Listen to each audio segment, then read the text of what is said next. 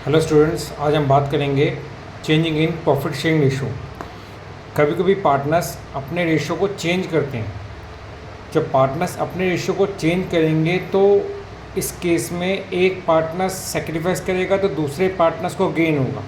यानी एक पार्टनर्स का शेयर इंक्रीज़ होगा तो ऑटोमेटिकली दूसरे पार्टनर्स का शेयर कम हो जाएगा।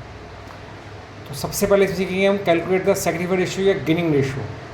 वो निकालने के लिए हम क्या करते हैं, ओल्ड शेयर में से माइनस करते हैं न्यू शेयर्स। एग्जांपल देखिए, जैसे एक्स वाई का ओल्ड शेयर है 3:2 और बाद में इनका न्यू शेयर हो गया 1:1। अब हमने ओल्ड शेयर में से न्यू शेयर माइनस किया 3/5 माइनस 1/2, 2/5 माइनस 1/2, ये आ रहा है 1/10, ये आ रहा है -1/10। इट मीन्स इस पार्टनर्स को हो रहा गेन, इस पार्टनर्स को हो रहा सेक्रीफाइस।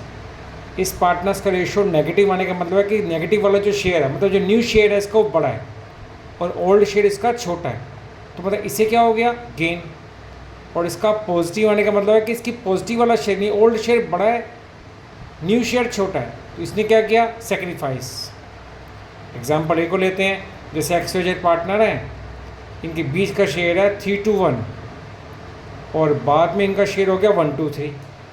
अब फिर हम वही ओल्ड शेयर में से न्यू शेयर माइनस कर रहे हैं, 3/6 माइनस 1/6, 2/6 माइनस 2/6, 1/6 माइनस 3/6।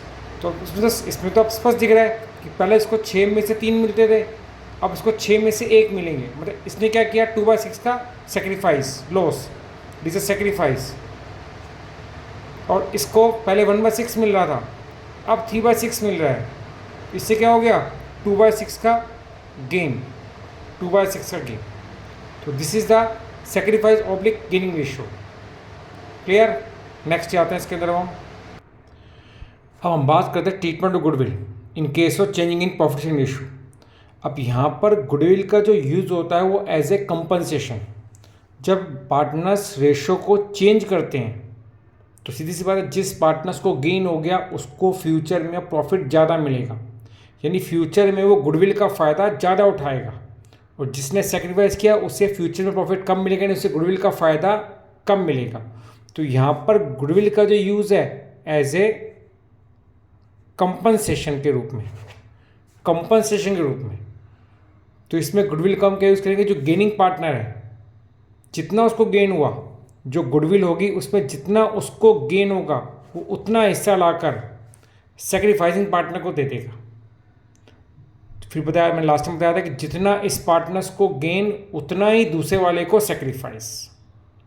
एग्जाम्पल के समझते हैं, जैसे एक्स वाई जेड पार्टनर है, इनका रेशो 3:1 बाद में 1:1 हो गया बेटा। ये ओल्ड शेयर है, ये न्यू शेयर है।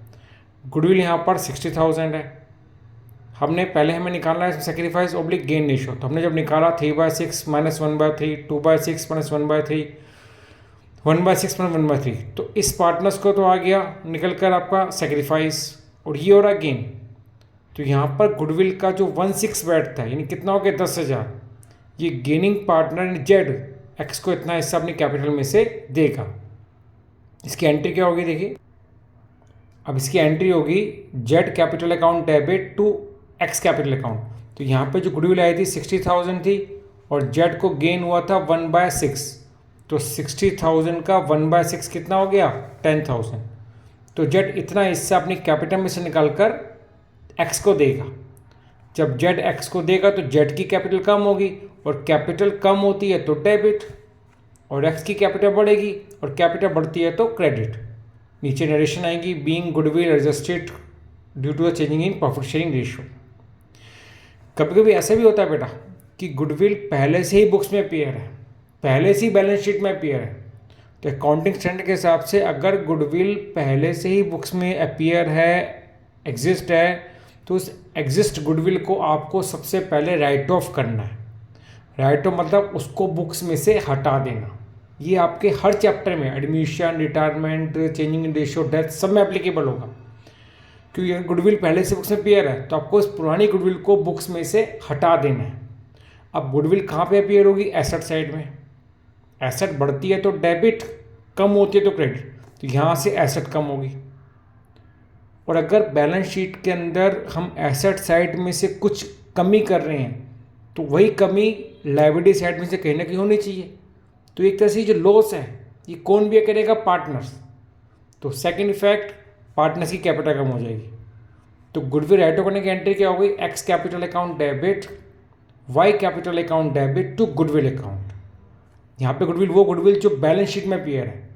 और इसे राइट ऑफ क्यों कर रहे हैं? क्योंकि अब जब पार्टनर्स इस टाइम अपने रेशियो को चेंज कर रहे हैं या एडमिशन हो रहा है, रिटायरमेंट हो रहा है, तो हम जब नए सिरे से गुडविल आज की निकाल रहे हैं तो जो पुरानी गुडविल है उसको बुक्स में से फेंक दो, निकाल दो। तो गुडविल अपीयर होगी एसेट साइड में, एसेट बढ़ती है तो डेबिट और कम होगी तो क्रेडिट, और यहाँ से पार्टनर कैपिटल कम हो जाएगी। और ये हमेशा जाएगा, याद रहे, ओल्ड रेशियो में, ओल्ड रेशियो में। ठीक, इससे होता है गुडविल को बुक्स में से राइट ऑफ करना। तो इसकी entry X capital account debit Y capital account debit to goodwill account. Clear? चलिए आगे देखते हैं। चलिए इसके ऊपर एग्जांपल लेते हैं बेटा। इसमें एक्स वाई जेड है, इसका ओल्ड शेयर है 532, न्यू शेयर हो गया 235। कह रहा है गुडविल ऑलरेडी बुक्स में अपीयर है इस वक्त बैलेंस शीट में, appear in the balance sheet 50,000, और गुडविल हमने नए सिरे से, यानी ये जो न्यू वाली गुडविल है वो हमने वैल्यूड करी है 80,000 पे। ये हमारी नई गुडविल, नई वाली जो हमने अभी निकाली है, ये पुरानी गुडविल है। सबसे पहले तो निकाल लेते हैं sacrificing ratio, old share minus new shares. तो 5/10 माइनस 2/10, साफ दिख रहा है इसको, पहले 10 में से 5 मिलते थे, अब 10 में 2 मिल रहा है, तो ये तो सेक्रीफाइस कर रहा है। और पॉजिटिव आने का मतलब भी सेक्रीफाइस है, क्योंकि पहले ओल्ड शेयर पॉजिटिव वाला बड़ा है, न्यू शेयर कम हो गया। इसका नेगेटिव आ रहा है, मतलब इसका ओल्ड शेयर छोटा था, नया शेयर बढ़ गया, जिससे गेन हो रहा है। लेकिन सबसे पहले हम क्या करेंगे, जो ये पुरानी गुडविल बुक्स में अपीयर है इसको राइट ऑफ करेंगे। इसकी एंट्री होगी X capital account debit Y capital account debit Z capital account debit to goodwill account. सबसे पहले एंट्री पुरानी गुडविल को बुक्स में राइट ऑफ करना। और ये राइट ऑफ किस में होती है? याद रहे, ये राइट ऑफ होगी ओल्ड शेयर्स में, ओल्ड रेशियो में। ओल्ड रेशियो क्या है इनके? ये रे 532। तो हम सबसे पहले क्या कर रहे हैं, इस पुरानी गुडविल को 532 में राइट ऑफ करना है। X capital debit Y capital debit Z capital account debit to goodwill account. ठीक, अब नेक्स्ट एंट्री क्या होगी? जो ये नई गुडविल हमने निकाली है इसका यूज़ करेंगे, वही क्या, gaining partner to losing partner. तो यहाँ पे जेड इसका 3/10 लाकर एक्स को दे देगा, तो इसकी एंट्री बनेगी, तो इसकी एंट्री बनेगी बेटा जेड्स capital account debit to X capital account. कितना? 80,000 का 3/10 यानी 24,000। तो ये हमने गुडविल एज यूज़ करी compensation, gaining partner losing partner को उतना हिस्सा लाकर दे देगा। तो ये था गुडविल का ट्रीटमेंट बेटा। अब हम बात करते हैं जनरल रिजर्व। कई बार बैलेंस शीट में कुछ जनरल रिजर्व होते हैं, कुछ अदर रिजर्व होते हैं। बैलेंस शीट में कौन कौन से रिजर्व होते हैं? जैसे जनरल रिजर्व, चलिए जैसे जनरल रिजर्व हो गया बेटा। जनरल रिजर्व वो होता है जो बिना किसी पर्पज़ के लिए बनता है। दूसरा आता है मेरा प्रॉफिट लॉस का क्रेडिट बैलेंस, यानी वो प्रॉफिट जो अभी तक हमने पार्टनर्स को डिस्ट्रीब्यूट नहीं किया। तो प्रॉफिट लॉस का जो यहाँ बैलेंस होता है इसको बोलते हैं क्रेडिट बैलेंस। यही बैलेंस अगर एसेट साइड में होगा तो इसको बोलेंगे debit balance. Credit balance show करता है प्रॉफिट और डेबिट बैलेंस शो करता है एक्यूमुलेटेड लॉसेस। यहाँ पे प्रॉफिट एंड लॉस का वो बैलेंस है जो प्रॉफिट अभी अपने पार्टनर्स की कैपिटल में ट्रांसफर नहीं किया, या ये लॉस जो पार्टनर कैपिटल में से काटा नहीं है। वर्कमैन कंपनसेशन रिजर्व ये क्यों बनता है? किसी वर्कर, हम जैसे वर्कर काम करते हैं फैक्ट्री में, हो सकता है कि उन्हें कहीं आगे जाकर चोट लग जाए, कोई नुकसान हो जाए, तो उनको कंपनसेशन देने के लिए we make workman compensation reserve. एक होता है इन्वेस्टमेंट फ्लक्चुएशन रिजर्व। इन्वेस्टमेंट के रेट में फ्लक्चुएशन होता रहता है। हम लोग शेयर मार्केट में पैसा इन्वेस्ट करते हैं तो शेयर मार्केट के रेट अप डाउन होते रहते हैं। तो शेयर मार्केट में जो अप डाउन हो रहा है, जो डाउन हो रहा है, उस लॉस को बियर करने के लिए we make investment fluctuation reserve. एक होता है कंटीजेंसी रिजर्व। कंटीजेंसी रिजर्व होता है जो किसी कंटीजेंट लायबिलिटी के लिए बनता है, और कंटीजेंट लायबिलिटी वो होती है जो किसी इवेंट पे डिपेंड करती है, किसी घटना पर डिपेंड करती है। फॉर एग्जांपल किसी बंदे ने लोन लिया और हमने गारंटी दे दी, कल को बंदा भाग जाएगा तो बैंक हमें पकड़ेगा, तो हमारे लिए क्या है, ये कंटीजेंट लायबिलिटी। जैसे किसी फर्म पे कोई कोर्ट केस चल रहा है, अगर फर्म वो कोर्ट केस हारेगी तो फर्म को कोई क्लेम देना पड़ेगा, तो इस फर्म के लिए क्या है, कंटीजेंट लायबिलिटी। और सेम ऐसे कोई अदर रिजर्व है। सेम इसे एसेट साइड में प्रॉफिट लॉस का डेबिट बैलेंस होता है लाइक लॉस, और एक होता है advertisement suspense account. This is a fictitious asset, this is a deferred revenue expenditure. यानी वो एक्सपेंडिचर जो अभी तक हमने, जिसका नेचर तो रिवेन्यू है, बट इसका फ़ायदा मुझे 1 साल से ज़्यादा मिलना होता है, और हम इसको क्या, अभी तक हमने इसको राइट ऑफ नहीं किया। तो अब इसको हम क्या ट्रीट करेंगे बेटा? यहाँ पे जन रिजर्व के 2 ट्रीटमेंट हैं। पहला ट्रीटमेंट क्या होता है कि या तो पार्टनर जन रिजर्व को बांटना चाहते हैं, क्योंकि अब पार्टनर्स रेशो में चेंज कर रहे हैं, तो पहला ट्रीटमेंट है कि पार्टनर चाहते हैं कि भाई इस जन रिजर्व को आपस में बांट लिया जाए, इन सब रिजर्व को ख़त्म कर दिया जाए। और दूसरा ट्रीटमेंट होता है कि पार्टनर चाहता है कि जन रिजर्व को ना बांटा जाए, इसकी एडजस्टमेंट कैपिटल के बेस पे की जाए। तो उस केस में जन रिजर्व वैसे का वैसे बुक्स में एग्जिस्ट रहता है। क्लियर? तो चलिए दोनों केस समझते हैं। तो यहाँ पे पहला केस है, अगर general reserve and others to be transfer to the partners capital account, और general reserve and others not to be shown in the books या बैलेंस शीट, यानी अगर हमें जन रिजर्व को बुक्स में नहीं दिखाना है, उसको पार्टनर्स की कैपिटल में ट्रांसफ़र कर देना है, तो इस केस में एंट्री होती है बेटा, जन reserve account debit, profit and loss account debit, other reserve debit, ये सब लायबिलिटी साइड में आते हैं बेटा।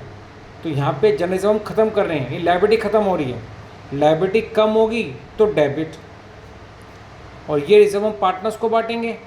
जब पार्टनर्स को बांटेंगे तो उनकी कैपिटल बढ़ेगी, और कैपिटल बढ़ेगी तो क्रेडिट, और ये रिजर्व किस में बटेगा? उनके ओल्ड रेशो में। तो एंट्री होगी general reserve debit, profit and loss account debit, other reserve debit to A's capital account to B's capital account, उनके ओल्ड रेशो में। सेम ऐसे एसेट साइड में लॉस है बेटा, प्रॉफिट लॉस का बैलेंस है, सस्पेंस अकाउंट है, एडवर्टीजमेंट सस्पेंस अकाउंट, तो इन दोनों को भी आपको पार्टनर्स की कैपिटल में से काटना है। जब उनको काटेंगे तो पार्टनर्स की कैपिटल कम होगी, और कैपिटल कम होगी तो डेबिट, और ये कहाँ पे अपीयर होते हैं? बैलेंस शीट की एसेट साइड में से।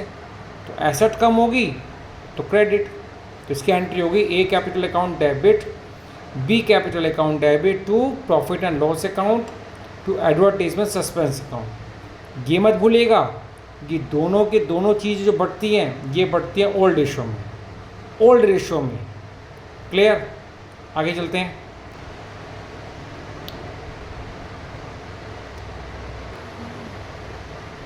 चलिए अब हम बात करते हैं वर्कमैन कंपनसेशन रिजर्व, इससे कैसे ट्रीट करना है बेटा। वर्कमैन कंपनसेशन रिजर्व क्यों बनता है?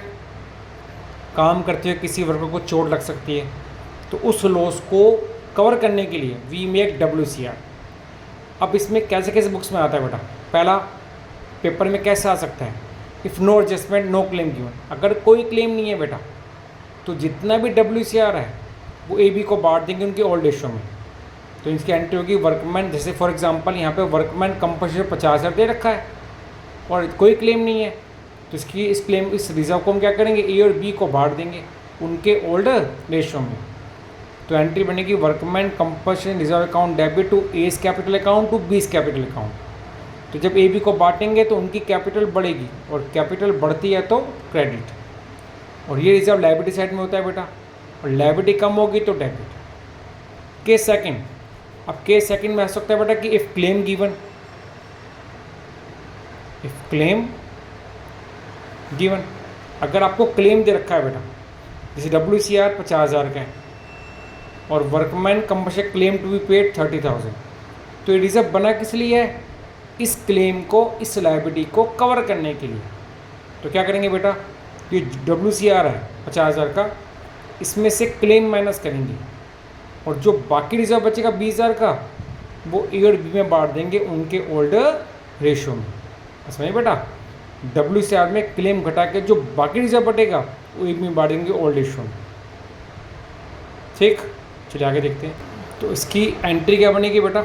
Workman compensation reserve debit to workman compensation claim account to A's capital account to B's capital account. यानी यहाँ पे क्या है? रिजर्व ख़त्म हो गया, लायबिलिटी कम होगी तो डेबिट, इतना क्लेम हमको देना है, तो एक लायबिलिटी बढ़ गई, लायबिलिटी बढ़ेगी तो क्रेडिट, लायबिलिटी कम होगी तो डेबिट, बढ़ेगी तो क्रेडिट, और बाकी रिजर्व पार्टनर्स को बांटेंगे तो उनकी कैपिटल बढ़ेगी, और कैपिटल बढ़ेगी तो क्रेडिट।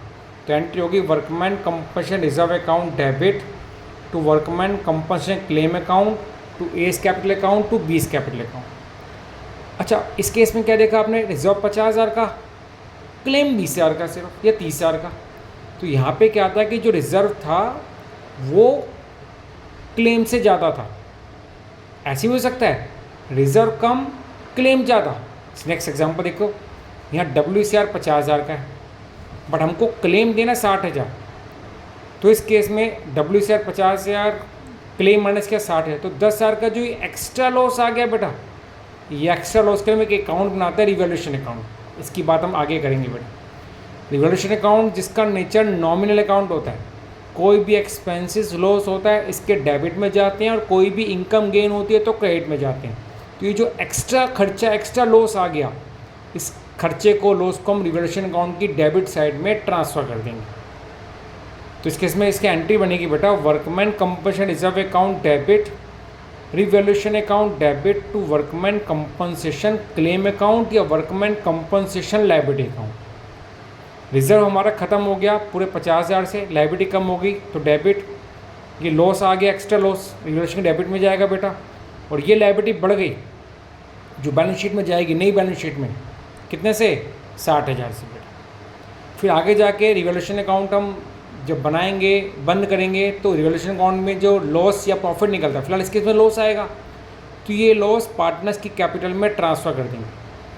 तो आपने चीज़ देखी इनडायरेक्टली जो लॉस है बियर पार्टनर ही करेंगे बट डायरेक्ट ना होकर रिवैल्यूएशन अकाउंट के थ्रू। तो ये लॉस रिवैल्यूएशन की डेबिट में जाएगा ना बेटा, फिर वहाँ से जब रिवैल्यूएशन अकाउंट बंद करेंगे तो लॉस निकल कर आएगा क्रेडिट साइड में और लॉस को AB की कैपिटल में ट्रांसफ़र कर देंगे। तो घूम फिर के ये जो एक्स्ट्रा लॉस एक्स्ट्रा खर्चा आ गया उसको बियर पार्टनर ही करेंगे बट डायरेक्ट ना जाकर रिवैल्यूएशन अकाउंट के जरिए से। ठीक है, ये एंट्री है इसकी देख लीजिए एक बार ध्यान से। क्लेम अगर कम है तो बाकी पार्टनर से बांट देंगे, क्लेम अगर ज़्यादा है तो रिवैल्यूएशन में चला जाएगा। इसमें रिजर्व 50,000 का था, क्लेम 30,000 का था, 20,000 पार्टनर से बांट दिए। इस वाले में क्लेम 50,000 का था, रिजर्व 50,000 का था, क्लेम 60,000 का था, ज़्यादा था तो एक्स्ट्रा लॉस रिवैल्यूएशन में ट्रांसफ़र कर दिया। चलिए नेक्स्ट आते हैं अब हम बात कर रहे हैं बेटा इन्वेस्टमेंट फ्लक्चुएशन रिजर्व। ये भी इन्वेस्टमेंट में जो होने वाली कमी है लॉस है उसको बियर करने के लिए बनाया जाता है। एग्जांपल की समझते हैं, जैसे AB है, इनका ओल्ड रेशियो है 3:2, 3:2 ओल्ड रेशियो है, 1:1 चेंज हो गया। At present investment fluctuation reserve जिसको IFF कह सकते हो, IFR भी कह सकते हो, 80,000 रुपये का है। इन्वेस्टमेंट जिसका कॉस्ट प्राइस 5 लाख का है। अब पहले केस में हमको मार्केट वैल्यू देनी रखी, ये भी हो सकता है कि जो कॉस्ट प्राइस है वो मार्केट प्राइस के इक्वल ही है ना कॉस्ट प्राइस अगर मार्केट प्राइस के इक्वल है तो हमें तो लॉस हुआ ही नहीं इस केस में।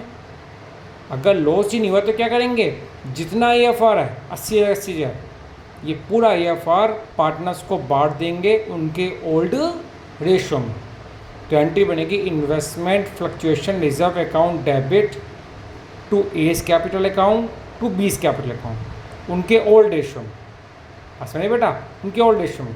तो अब AB को बांटेंगे तो इनकी कैपिटल बढ़ेगी और कैपिटल बढ़ती है तो डेबिट, और यहाँ से रिजर्व लायबिलिटी कम होगी, लायबिलिटी कम होगी तो डेबिट। तो इस केस में पूरे IFR को AB में बांट देंगे उनके ओल्ड रेशियो में। क्लियर। अगर आपको कोई मार्केट वैल्यू नहीं दे रखी या कोई कॉस्ट प्राइस मार्केट प्राइस के इक्वल है, इसका कोई लॉस नहीं हो रहा है तो पूरा रिजर्व पार्टनर से बांट देंगे। चलिए नेक्स्ट केस में आते हैं बेटा। अब यहाँ पे कह रहा है कि इन्वेस्टमेंट की मार्केट वैल्यू 470 की होगी, 4,70,000। अब IFR 80,000 का है, इन्वेस्टमेंट का अभी देखा था पीछे cost price 5 lakh, market price 470, यानी 30,000 से इन्वेस्टमेंट की वैल्यू कम हो गई है। 30,000 का में लॉस हो रहा है तो हम इस लॉस को किससे बेयर करेंगे, IFR से। तो IFR 80,000 है, उसमें से जो इन्वेस्टमेंट में कमी आ रही है उसको माइनस करेंगे तो जो बाकी रिजर्व है वो पार्टनर्स में बांट देंगे उनके ओल्ड रेशियो में। तो यहाँ पे एंट्री क्या बनेगी बेटा, IFR debit investment fluctuation reserve account debit 80,000 to investment 30,000 to A's capital account 30,000 to B's capital account 20,000। In effect क्या है बेटा, IFR लाइक लायबिलिटी कम होगी तो डेबिट, इन्वेस्टमेंट एसेट कम होगी तो क्रेडिट, और बाकी रिजर्व पार्टनर्स को बांटेंगे तो उनकी कैपिटल बढ़ेगी और कैपिटल बढ़ेगी तो क्रेडिट। पास में बेटा। तो इसकी एंट्री बन गई इन्वेस्टमेंट फ्लक्चुएशन रिजर्व पूरा 80,000 का, वो इन्वेस्टमेंट कम हो रही है 30,000 से, और बाकी 50 हमने पार्टनर्स को बांट दिया उनके ओल्ड रेशो में। ओल्ड रेशो था 3:2 to A's capital account to B's capital account. Next case बेटा, ऐसे भी हो सकता है कि इन्वेस्टमेंट की मार्केट वैल्यू 410 यानी IFR से ज़्यादा लॉस हो गया। जैसे IFR 80,000 का है, इन्वेस्टमेंट की कॉस्ट प्राइस, ये देखिए इन्वेस्टमेंट का कॉस्ट प्राइस है 5 लाख, मार्केट प्राइस हो गया 4,10,000, तो यानी यहाँ पे जो डिक्रीजमेंट है वो 90,000 की होगी बेटा। अब IFR 80,000 का, इन्वेस्टमेंट डिक्रीज हो रही है 90,000 से, तो 10,000 का जो एक्स्ट्रा लॉस आ गया, इस एक्स्ट्रा लॉस को हम कहाँ पे डालेंगे? रिवैल्यूएशन अकाउंट में। जो पीछे बताया था रिवैल्यूएशन अकाउंट जिसका नेचर नॉर्मल अकाउंट, डेबिट में एक्सपेंसिव लॉस, क्रेडिट में इनकम, सेम। तो ये जो एक्स्ट्रा लॉस आया ये रिवैल्यूएशन में डालेंगे और फिर वो लॉस सीधा पार्टनर्स की कैपिटल में पहुँचेगा रिवैल्यूएशन अकाउंट के थ्रू। बियर पार्टनर ही करेंगे बट रिवैल्यूएशन अकाउंट के जरिए से।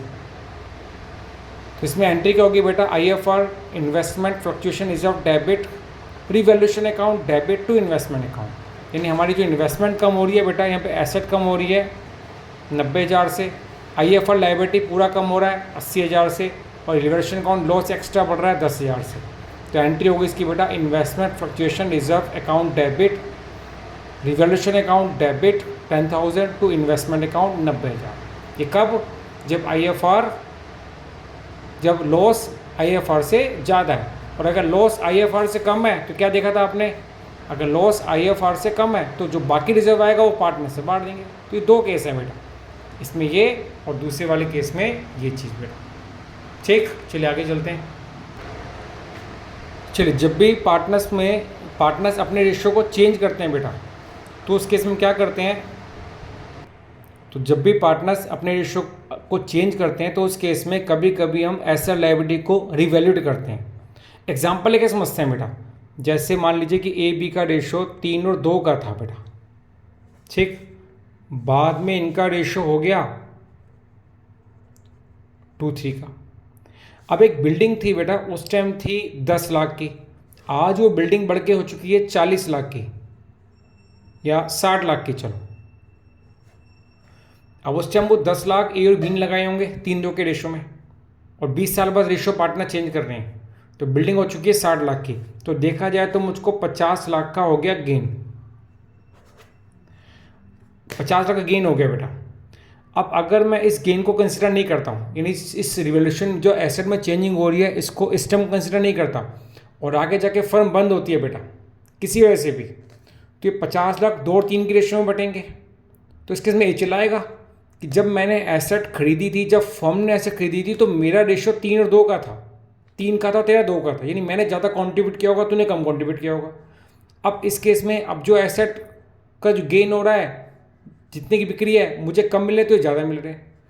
तो इस केस में पार्टनर्स के पास 2 ऑप्शन होते हैं बेटा, या तो जिस दिन जिस दिन रेशियो में चेंजिंग हो रही है उस टाइम में हम एसेट लायबिलिटी को रिवैल्यूट करते हैं, उनको आज की मार्केट वैल्यू पे लेकर आते हैं, ठीक, और उसका जो प्रॉफिट लॉस होता है वो पार्टनर से बांट देते हैं। तो इस केस में बनाता है रिवैल्यूएशन अकाउंट।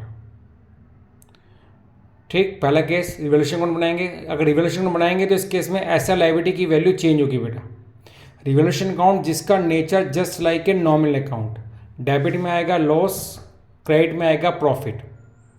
लॉस कब होगा? जब बेटा एसेट घटेगी, एसेट की वैल्यू घटेगी। प्रॉफिट कब होगा? जब एसेट की वैल्यू बढ़ेगी। तो यहाँ बाय सन्ड्री एसेट, उस एसेट का नाम जितने से एसेट बढ़ रही है बेटा, उस एसेट का नाम जो एसेट जितने से कम हो रही है। प्रॉफिट कब होगा? जब लायबिलिटी की वैल्यू घटेगी। और लॉस कब होगा? जब लायबिलिटी की वैल्यू बढ़ेगी। तो जितने से लायबिलिटी बढ़ी डेबिट में आएगा, जितने से लायबिलिटी घटी क्रेडिट में आएगा, डिक्रीज अमाउंट इंक्रीज अमाउंट। और अगर ई साइड बढ़ी है तो गेन निकल कर आएगा बेटा, और गेन को AB में बांट देंगे, और ई साइड बढ़ी तो लॉस निकल आएगा, उसको भी AB में बांट देंगे। इसकी जेनेटिक समझ लें एक बार। तो यहाँ पे increase in value of asset, अगर एसेट की वैल्यू बढ़ा रहे हैं तो इसकी एंट्री बनेगी sundry asset account debit to revaluation account. Entry कैसे बनी बेटा? अगर एसेट बढ़ेगी, इधर से एसेट बढ़ेगी डेबिट इधर से गेन, प्रॉफिट गेन, रेवेन्यू बढ़ेगी तो credit. Same decrease in asset, asset घटा रहे हैं तो ये लॉस है। लॉस कहाँ पर आएगा? रिवॉल्यूशन अकाउंट की डेबिट साइड में, यहाँ पर, ठीक। तो यानी एक्सपेंसिव लॉसेस बढ़ते हैं तो डेबिट, नॉर्मल अकाउंट कह सकते हो, और एसेट घटेगी, डिक्रीज होगी तो credit. Same increase in liability, liability बढ़ रही है, ये क्या हमारा लॉस कहाँ पर आएगा? रिवॉल्यूशन अकाउंट की डेबिट साइड में। और लायबिलिटी घटती है, सो लायबिलिटी बढ़ती है तो क्रेडिट। तो यहाँ से इधर से लायबिलिटी बढ़ रही है बेटा, इधर से एक्सपेंसेस लॉसेस बढ़ रहे हैं, ये नॉर्मल अकाउंट कह सकते हो। Same decrease in liability, liability कम होगी तो ये हमारा प्रॉफिट कहाँ पर जाएगा? रिवॉल्यूशन क्रेडिट साइड में। तो एंट्री बनेगी sundry liability account debit to revaluation account. Clear? उसके बाद रिवॉल्यूशन अकाउंट में गेन निकलता है, ये लॉस निकलता है बेटा। गेन आएगा तो उसको एबी में बांटेंगे उनके ओल्ड रेशो में, लॉस आएगा तो उनकी कैपिटल में से काट लेंगे बेटा। गेन बांटने की एंट्री होती है revaluation account debit to A's capital account to B's capital account, और लॉस की एंट्री होगी A's capital account debit, B's capital account debit to revaluation account. Gain के केस में उनकी कैपिटल बढ़ रही है बेटा, कैपिटल बढ़ती है तो क्रेडिट, और लॉस के केस में कैपिटल कम हो रही है, कैपिटल कम होगी तो डेबिट। तो ये एंट्री रिवॉल्यूशन के गेन लॉस को बांटने की एंट्री। केस सेकंड, जब पार्टनर चाहते हैं कि भाई हम रिवॉल्यूशन अकाउंट ओपन नहीं करेंगे, हम ऐसा लायबिलिटी की वैल्यू को चेंज नहीं करेंगे, हम ऐसा लायबिलिटी को बुक्स में उसी वैल्यू से दिखाएंगे, तो इस केस में क्या होता है कि जो गेनिंग पार्टनर है, जैसे आप देख रहे हैं कि बिल्डिंग केस में बी को गेन हो रहा था, बी को फ्यूचर में अगर बिल्डिंग बिकती 10 लाख का ज़्यादा गेन होता और ए को लॉस होता, तो बी ए से कहता है कि भाई देख जितना मुझे एक्स्ट्रा गेन होगा मैं तुझे अभी अपनी कैपिटल में से निकाल के दे देता हूँ। तो इसको बोलते हैं कैपिटल के थ्रू एडजस्टमेंट करना। अगर इस केस में अगर पार्टनर्स इसकी एडजस्टमेंट, जो रिवॉल्यूशन का गेन लॉस है, इसकी एडजस्टमेंट कैपिटल के बेस पे करते हैं, तो इस केस में ऐसा लायबिलिटी बुक्स में उसी वैल्यू से दिखाई जाएगी। उस केस में रिवॉल्यूशन अकाउंट नहीं बनाया जाता बेटा। इस केस में एंट्री होती है gaining partner account debit to sacrificing partner account, partners capital account. आइए इसके इसमें देखते हैं क्या क्या करना है, देखिए एक बार। तो इस केस में अगर पार्टनर्स ऐसा लायबिलिटी को रिवाइज करना नहीं चाहते, ऐसा लायबिलिटी को पुरानी वैल्यू से दिखाना चाहते हैं, या फिर रिवॉल्यूशन अकाउंट ओपन नहीं करना, तो इस केस में सबसे पहले हम इसका इफेक्ट कैसे लेंगे? पहले calculate the gain and loss on revolution of ऐसा लायबिलिटी के लिए हम स्टेटमेंट बनाएंगे बेटा। इंक्रीज इन एसेट और डिक्रीज इन लायबिलिटी दोनों केस में गेन होता है बेटा, और इंक्रीज इन लायबिलिटी और डिक्रीज इन एसेट दोनों केस में लॉस होगा। तो गेन में से आप लॉस को माइनस करोगे, अगर ये प्लस में आएगा तो गेन होगा, और माइनस में आएगा या प्लस में आएगा तो गेन, माइनस में आएगा तो लॉस होगा बेटा। तो ऊपर प्लस में क्या होगा? Increase in asset gain, decrease in liability gain, increase in liability loss, और डिक्रीज इन एसेट लॉस, और प्लस माइनस में अगर प्लस में आएगा तो गेन, माइनस में आएगा तो लॉस। सेकेंड स्टेप में बेटा हम निकालेंगे सेक्रीफाइसिंग या गेनिंग रेशियो। उसके लिए क्या करेंगे? ओल्ड शेयर में से न्यू शेयर माइनस करेंगे बेटा। और थर्ड स्टेप में हम एंट्री करेंगे, अगर रिवॉल्यूशन गेन हुआ है बेटा तो एंट्री होगी gaining partners capital account debit to sacrificing partners capital account. जितना गेन हो रहा है उतना हिस्सा गेनिंग पार्टनर अपनी कैपिटल में से निकाल के सेक्रीफाइसिंग पार्टनर को देगा। अगर गेनिंग पार्टनर सेक्रीफाइसिंग पार्टनर को देगा तो गेनिंग पार्टनर की कैपिटल कम हो जाएगी और सेक्रीफाइसिंग पार्टनर की कैपिटल बढ़ जाएगी। क्लियर? और अगर यहीं लॉस हो जाता है बेटा तो एंट्री पूरी रिवर्स हो जाएगी। रिवर्स क्या? फिर होगा sacrificing partner capital account debit to gaining partner capital account. याद रखिएगा, अगर रिवॉल्यूशन गेन होता है बेटा तो एंट्री होगी gaining partner capital account debit to sacrificing partner capital account, और लॉस होता है तो उल्टी entry sacrificing partner capital account debit to gaining partner capital account. ठीक? तो पहले स्टेप में ये स्टेटमेंट बनेगी जो बताएगा कि ऐसे लायबिलिटी में जो चेंजिंग हो रही है उसके इफेक्ट से कितना गेन है, कितना लॉस आ रहा है। दूसरे स्टेटमेंट में हम देखेंगे पार्टनर्स के रेशियो में कितना चेंजिंग जो हो रही है उसमें किस पार्टनर्स को गेन, कौन सा पार्टनर सेक्रीफाइस कर रहा है। और थर्ड स्टेप में इसमें हम जनरल एंट्री करेंगे बेटा। तो ये कब करना है? जब पार्टनर्स ऐसे लायबिलिटी को रिवाइज करना नहीं चाहते, और अगर ऐसे लायबिलिटी को रिवाइज करना चाहते हैं तो उस केस में हम क्या बनाते हैं? Revolution account. ठीक, आइए आगे देखते हैं। चलिए पहला इसके अंदर एग्जांपल लेते हैं हम। इसके अंदर जैसे XY का 3:2 का शेयर है, ओल्ड रेशियो, ओल्ड शेयर इतना है, बाद में 1:1 हो गया बेटा। अब जनरल दे रखा है 50,000, प्रॉफिट लॉस का credit balance 30,000, workman compensation reserve 20,000, और जनरल रिजर्व और others to be transfer into the partners capital account. तो जनरल के दो केस बताए थे बेटा, या तो पार्टनर जनरल को बांटना चाहते हैं या बांटना नहीं चाहते। अगर पार्टनर जनरल रिजर्व को या others general reserve, IFR, WCR बांटना चाहते हैं तो इनको डायरेक्ट पार्टनर्स कैपिटल अकाउंट में ट्रांसफ़र कर देंगे। लेकिन अगर इसको पार्टनर्स बांटना नहीं चाहते, वो चाहते हैं कि इसको बुक्स में ऐसे दिखाया जाए, तो इस केस में पार्टनर इसकी एडजस्टमेंट अपने कैपिटल के बेस में करते हैं। वही gaining partner capital account debit to sacrificing partner का।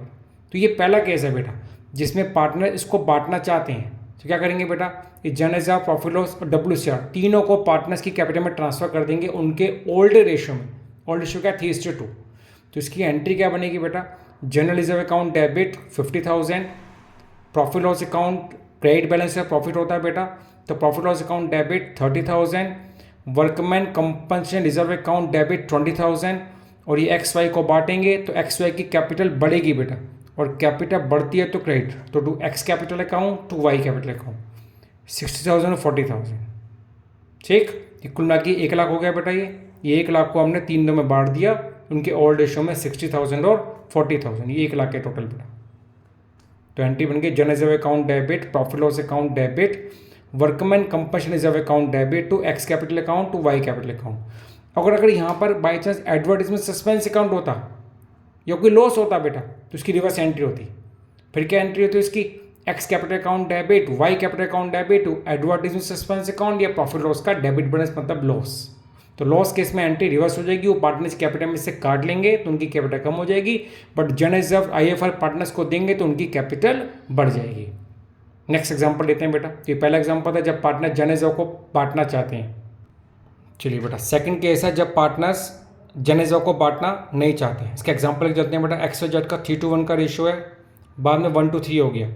अब बैलेंस शीट में जनरल रिजर्व है, प्रॉफिट लॉस का बैलेंस है, वर्कमैन कंपनसेशन रिजर्व है, एडवर्टीजमेंट सस्पेंस अकाउंट दे रखा है एसेट साइड में लाइक ए लॉस, लिखा है general reserve and other show in the books as same value और गिव सिंगल एडजस्टमेंट एंट्री। याद रहे इसके अंदर केवल एक सिंगल एडजस्टमेंट एंट्री होती है बेटा।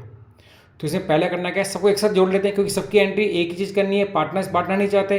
तो आप जनरल रिजर्व उठाइए 50,000, प्रॉफिट लॉस का बैलेंस उठाइए 30,000, वर्कमैन कंपनसेशन रिजर्व उठाइए 50,000, और ये जो सस्पेंस अकाउंट है लॉस है बेटा, ये माइनस होगा। तो कुल मिला के हमारा नेट एक्यूमुलेटेड प्रॉफिट है 1,20,000। ठीक, समझ आया बेटा। ये जनरल रिजर्व लिया 50,000 का, प्रॉफिट लॉस का बैलेंस लिया 30,000 का, WCR का ये लिया और ये लिया, क्योंकि सबकी एंट्री एक ही करनी है बेटा, गेनिंग टू लूजिंग, तो हम सबको मिला के एक साथ ही करते हैं बेटा। ये 1,20,000 आ गया एक्यूमुलेटेड प्रॉफिट। अब सेकंड स्टेप में बेटा हम ओल्ड शेयर में से न्यू शेयर माइनस करेंगे। तो ऐसा करने पे X को सेक्रीफाइस कर रहा है और Z को हो रहा है gain. 3/6 minus 1/6 is equal to 2/6 आ रहा है, 2/6 माइनस 2/6 0, 1/6 माइनस 3/6 माइनस 2/6, यानी इससे गेन, इसको सेक्रीफाइस। अब इसमें एडजस्टमेंट क्या होगी बेटा, जो 1,20,000 का मेरा एक्यूमुलेटेड प्रॉफिट निकला था, ठीक है जी, इसमें Z क्या करेगा, Z इसका 2/6 लाकर किसको देगा, X को। तो एंट्री होगी बेटा Z capital account debit, this is a gaining partner to sacrificing partner to X capital account. कितना, 1,20,000 का 2/6। तो इसकी एंट्री बनेगी बेटा Z capital account debit to X capital account. तो ये एडजस्टमेंट है जनरल रिजर्व की अदर की, जब पार्टनर जनरल रिजर्व को बांटना नहीं चाहते, इसको बुक्स में ऐसे कैसे मेंटेन करना चाहते हैं, इसको बोलते हैं single adjustment entry, single entry इसको बेटा। तो gaining partner to losing partner, कितना हिस्सा, जितना उसे गेन हो रहा है, तो इसको 1,20 का 2/6 और 1,20 का 2/6, तो जितना एक को गेन उतना ही दूसरा पार्टनर सेक्रीफाइस करता है बेटा। क्लियर, देख लो एंट्री ध्यान से। तो पहले केस में हमने सब इकट्ठ सब रिजर्व्स को एक साथ जोड़ लिया, दूसरे स्टेप में हमने ओल्ड शेयर यानी सेक्रीफाइस रेशियो निकाला, और थर्ड स्टेप में हमने एंट्री करी। तो 3 स्टेप होगा इसके अंदर बेटा। चलिए बेटा एक एग्जाम्पल लेते हैं हम रिवॉल्यूशन का, revolution of asset and liability का। जैसे यहाँ पे देखिए XYZ का दे रखा है 532 का शेयर, फिर बाद में 325 हो गया, ये उनका ओल्ड शेयर है, ये न्यू शेयर बाद में ये हो गया। अब कह रहा है कि बुक्स में बुक वैल्यू यानी इन एसेट की बुक वैल्यू इतनी है बेटा, रिवाइज्ड वैल्यू इतनी है। रिवाइज मतलब Altered value, change value, new value बेटा। इसको रिवाइज कह सकते हो, इसको आप अल्टर्ड वैल्यू कह सकते हो, इसको आप चेंज्ड वैल्यू कह सकते हो। तो मशीन 2 लाख की थी, बाद में 1,90 की हो गई है। अब रिवॉल्यूशन करने के बाद बिल्डिंग 4 लाख की थी, 5 लाख की हो चुकी है। कंप्यूटर 70,000 का है, 50 का हो गया। क्रेडिटर 90 के थे, 1,05,000 के हो गए। आउटस्टैंडिंग एक्सपेंस 10 के थे, 5,000 के हो गए। अब क्वेश्चन में देर गिवन है कि ऐसा लायबिलिटी को बुक्स में आपको सेम वैल्यू पे दिखाना है। यानी इसको पार्टनर्स इसको रिवाइज करना नहीं चाहते। तो ये केस नंबर 2 आ गया जो बताया था पीछे मैंने। तो यहाँ पार्टनर्स एसेट लायबिलिटी को रिवाइज करना नहीं चाहते। तो इसे पहले स्टेप में हम निकालते हैं बेटा, old share minus new share, मतलब कौन सा पार्टनर सेक्रीफाइस कर रहा है, किस पार्टनर्स को गेन हो रहा है। तो इसमें एक्स का ओल्ड शेयर 5/10, न्यू शेयर 3/10, ये देखा ऊपर देखो 5/10 3/10, इसका old share 3/10, new share 2/10, old share 2/10 5/10। तो ये 2/10 सेक्रीफाइस प्लस का आ रहा है, 1/10 सेक्रीफाइस प्लस का आ रहा है, 3/10 गेन माइनस का आ रहा है बेटा। अच्छा, सेकंड स्टेप में बेटा अब हम निकालेंगे कि हमें इस एसेट लायबिलिटी में जो हम रिवैल्यूएशन कर रहे हैं, जो चेंजिंग कर रहे हैं, अल्टर कर रहे हैं, उसमें नेट हमें गेन हो रहा है या लॉस निकल के आ रहा है। तो इसके लिए स्टेटमेंट बनाएंगे बेटा।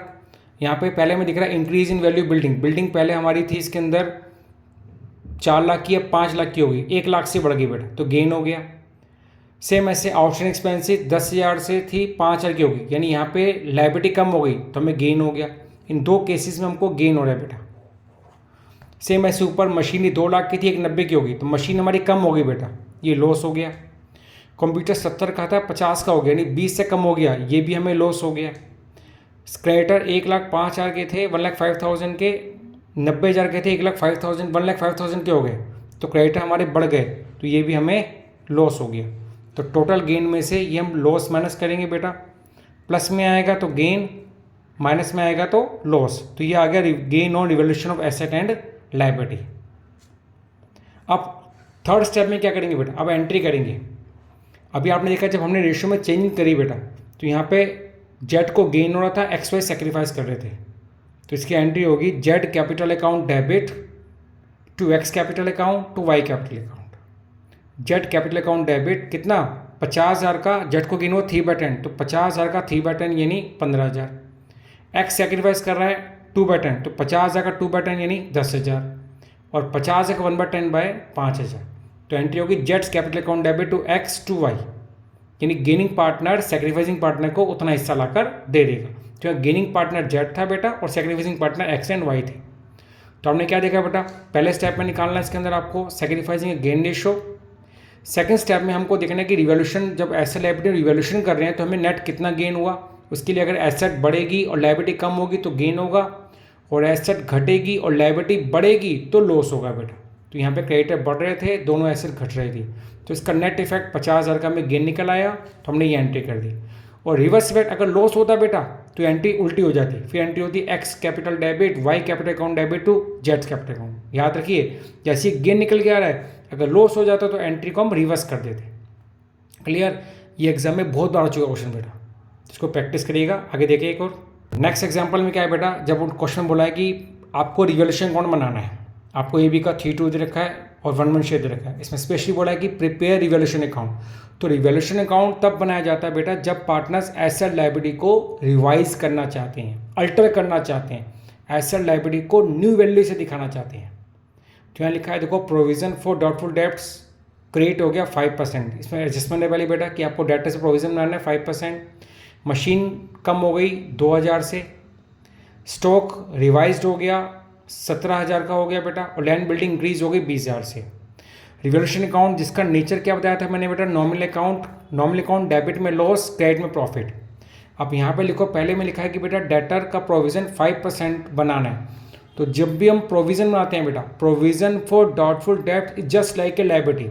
अगर हम प्रोविजन बनाएंगे तो लायबिलिटी बढ़ेगी, और लायबिलिटी बढ़ेगी तो लॉस है। तो लॉस कहाँ पर आएगा, रिवैल्यूएशन अकाउंट की डेबिट साइड में। कितना, इस 1 लाख का 5% 5,000। मशीन 2,000 से कम हो गई बेटा, तो ये भी हमारा लॉस है। कहाँ पर जाएगा, रिवैल्यूएशन की डेबिट साइड में टू मशीन अकाउंट, जितने से कम हो रही है 2,000 से। स्टॉक पहले 20 का था बेटा, अब 17 का हो गया। पहले ओल्ड वैल्यू 20,000 रुपये की थी और न्यू वैल्यू होगी 17,000 की। 3,000 से स्टॉक हमारा कम हो गया, ये भी लॉस है, डेबिट में आएगा टू स्टॉक के नाम से 3,000 रुपये 3,000। लैंड बिल्डिंग मेरी 20,000 से बढ़ गई, ये प्रॉफिट है, क्रेडिट में आएगा। इसको जोड़ेंगे बेटा 20,000 ये सेट बढ़ी है, जोड़ के यहाँ लिखिए, टोटल यहाँ करेंगे, इस टोटल को यहाँ लिखेंगे, इस टोटल में से इन तीनों को माइनस कर देंगे तो ये नेट जो आगे गेन आ गया बेटा। और यहाँ अगर पार्टनर्स एसेट लायबिलिटी को रिवाइज करना चाहते हैं तभी हम रिवैल्यूएशन अकाउंट बनाते हैं। तो इस केस में जो भी गेन आएगा बेटा वो ए और बी को बांटेंगे उनके ओल्ड रेशो में। तो ओल्ड रेशो यहाँ पे 3:2 था बेटा, ओल्ड रेशो में बांटेंगे। लॉस आता तो भी ओल्ड रेशो में बांटते बेटा, ठीक। तो जब गेन बांटेंगे तो उनकी कैपिटल बढ़ेगी। अगर इसकी एंट्री करें बेटा तो इन तीनों की एंट्री एक साथ कर सकते हो। Revaluation account debit to provision for doubtful debts, revaluation account debit to machinery, revaluation account debit to stock, आप एक साथ कर दो। Revaluation account debit to provision for doubtful debts to machinery to stock, ऊपर आएगा 10, 5,000, 2,000, 3,000। ऐसी लैंड बिल्डिंग की general entry होगी बेटा land building account debit to revaluation account. फिर गेन बांटने की एंट्री होगी बेटा, गेन पार्टनर्स को बांटेंगे तो उनकी कैपिटल बढ़ेगी, तो एंट्री बनेगी revaluation account debit to A's capital account to B's capital account. Clear. तो ये चैप्टर मैंने आपको समझाया changing in profit sharing ratio. आपको चैप्टर क्लियर हो जाएगा, इसको आप ध्यान से पढ़िएगा और जो जो मैंने क्वेश्चन बताए वो क्वेश्चन करने के बाद बुक का एक एक एग्जाम्पल करिएगा। ये बुक में से एक एक इलस्ट्रेशन एक एक क्वेश्चन करके देखिएगा, आपको चैप्टर पूरा क्लियर हो जाएगा। और इस वीडियो को आगे शेयर करिएगा, लाइक करिएगा। Thank you very much, bye बच्चों।